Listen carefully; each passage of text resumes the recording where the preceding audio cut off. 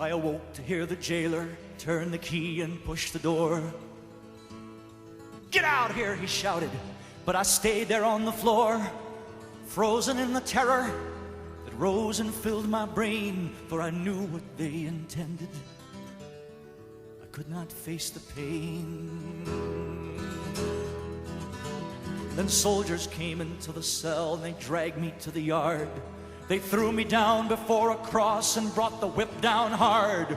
"Carry it," they shouted, as I struggled to my feet. I put my shoulder under it and dragged it to the street.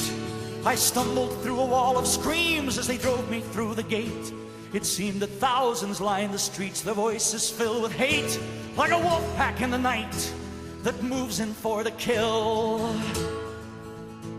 They closed the gap and followed us as we started up the hill. And it seemed I'd barely reached the top when they grabbed me from behind. They threw the cross down under me and tied the ropes that bind the arms close to the beams as they nailed the feet and hands. And they raised the cross up in the air and dropped it in its stand.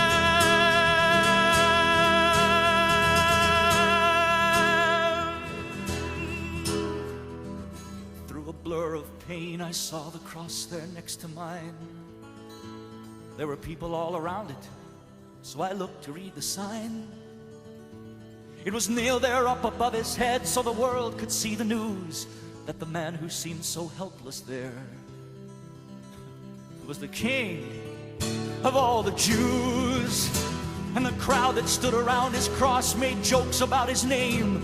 They shouted, laughed, and spat on him, so I joined in the game. I said, "Hey, if you're the King, why don't you get us down from here?" But the taunt just sounded hollow. It echoed in my ears, 'cause he looked at me with eyes that seemed to reach into my heart. They shone a light on all my lies and tore my life apart. There was more that lay behind that gaze than simply blood and clay. But knowing was too much for me. I had to look away. I chanced another look at him while he was looking down, where the soldiers who just crucified us drank there on the ground.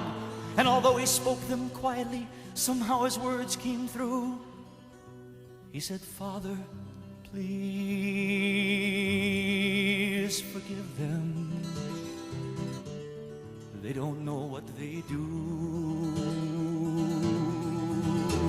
Then, as if they'd heard him speaking, the crowd began to roar, whipped to frenzy by the priests who urged them on to more.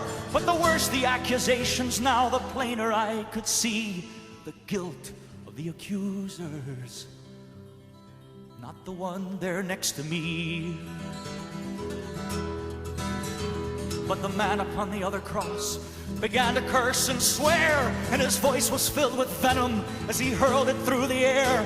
All the horror that was in him and had laid his life to waste came out in every syllable he flung in Jesus' face. Jesus only looked at him, but something rose inside of me. In spite of all that watched us there, it couldn't be denied, because his righteousness and innocence were shining bright and strong, and I just couldn't keep my silence.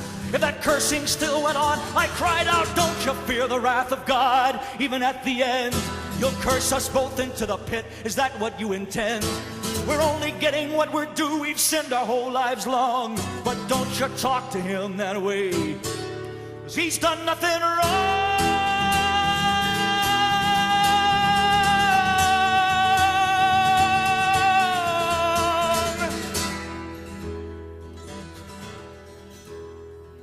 And then with all my courage, in a voice not quite my own, I asked him, "Lord, remember me when you come into your throne."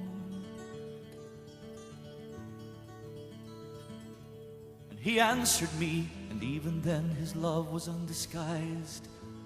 He said, "Before the sun has set today, you'll be with me in paradise." The shouts and curses did not stop even when the sunlight ceased. But somehow in the midst of it, my soul had been released.